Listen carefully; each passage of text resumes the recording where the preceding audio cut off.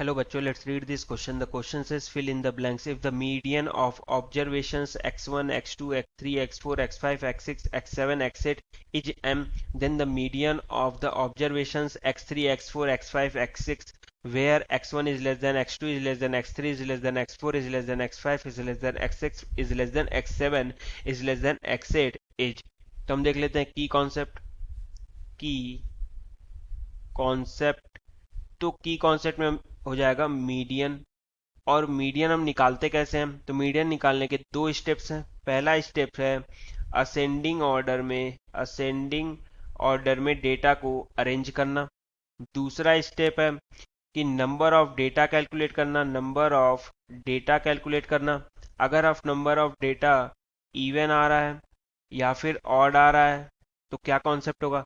अगर number of data even आ रहा है तो जो मीडियन आएगा, यहाँ से मीडियन आएगा, मीडियन इज इक्वल्स टू हम लिख सकते हैं n/2th term plus n/2 plus 1th divided by 2।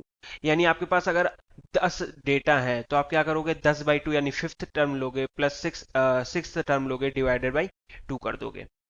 But सबसे पहले है कि असेंडिंग ऑर्डर्स में उन 10 डेटा को अरेंज करना। अगर आपके पास और डेटा है, ऑड नंबर ऑफ डेटा, तो आप मीडियन कैसे निकलेगा? तो मीडियन इज इक्वल्स टू हो जाएगा सिंपली n+1/2th नंबर का डेटा। यानी आपके पास अगर 7 नंबर के डेटा हैं तो आप 7 उनको असेंडिंग ऑर्डर में लगाओगे, फिर 7+1/2 यानी फोर्थ नंबर का डेटा जो होगा वो आपका मीडियन होगा। अब आप देखो तो हमें मीडियन दिया हुआ है x1 से x8 तक का m। अब पहले तो हम देख लेते हैं क्या ये असेंडिंग ऑर्डर में है। तो आप देखोगे कि यहाँ एक कॉन्सेप्ट यहाँ पर लिखा हुआ है कि x1 is less than x2 is less than x3। ये सब जो लिखा हुआ है इसको देख करके आप कह सकते हो कि x8 सबसे बड़ा है, फिर उससे छोटा x7 है, फिर x6 है, फिर x5 है, फिर x4 है, फिर x3 है, फिर x2 है, फिर सबसे छोटा x1 है। यानी ये असेंडिंग ऑर्डर में लिखा है। सिमिलरली जो हमें ऑब्जर्वेशंस निकालने के लिए बोला है कि median of observation x3, x4, x5, x6, तो ये भी असेंडिंग ऑर्डर में लिखा हुआ है। तो हमें असेंडिंग ऑर्डर वाली स्टेप को करने की जरूरत नहीं है यहाँ पर, क्योंकि ये पहले से दिया हुआ है। तो हमें x1 से x8 तक के ऑब्जर्वेशन का मीडियन m दिया है। तो ऑब्जर्वेशंस तो पहले लिख लें यहाँ पर कि x1, x2, x3, x4, x5, x6, x7 और x8।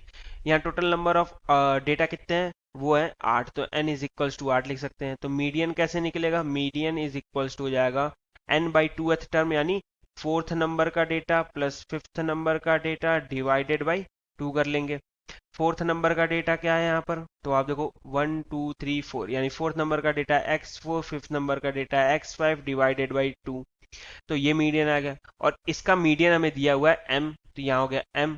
तो यहाँ से हम लिख सकते हैं कि x4 plus x5 is equals to हो जाएगा m और इस 2m सॉरी, और इसको हम मान लेंगे फर्स्ट इक्वेशन।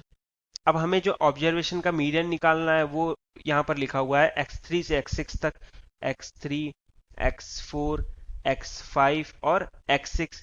तो आप यहाँ पर देखो नंबर ऑफ डेटा कितने, n इज इक्वल्स टू 4 है।